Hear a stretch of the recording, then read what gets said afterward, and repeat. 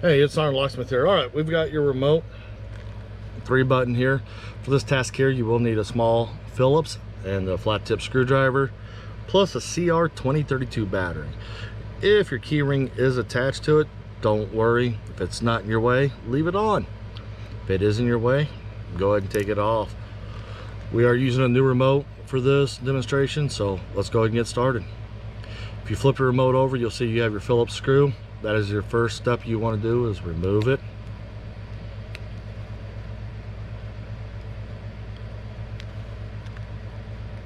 And you notice as I'm unscrewing the tip, this is opening up, which is good. That means the seal's inside good.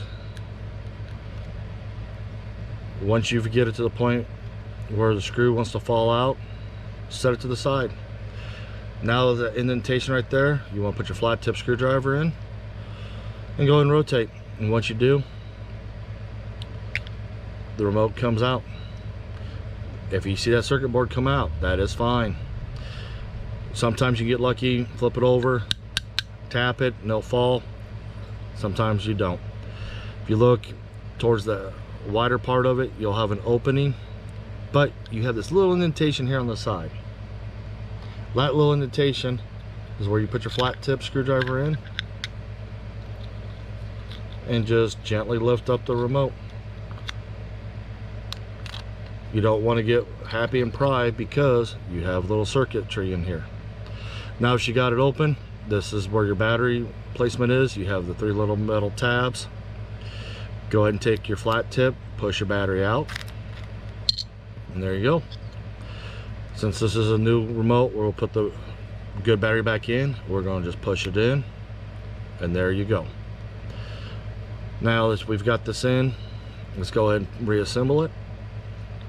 When you set it in there, go tip first, and when you set it down in there, you will see there are little indentations to hold it. If you put it in and it doesn't want to hold, or go in, stop, pull it up, go the opposite direction. They can be finicky sometimes. You do not want to get forceful with it. That when it's in, it's seated. Now we're going to take this part of the remote housing and we're going to join the two together. And when you do, just gently squeeze it around.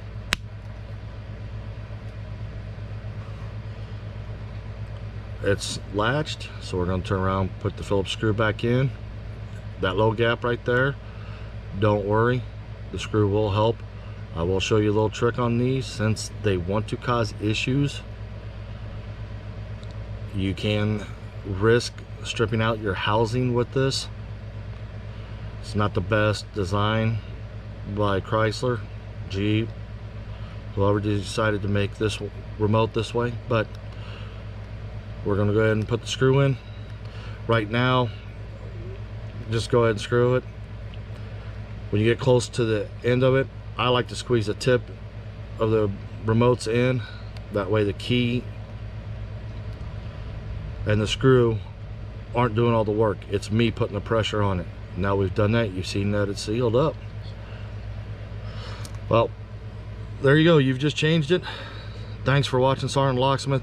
Go ahead and leave a comment, like, if this video helped you out, or any other questions that you'd like to put out. Thanks again for watching.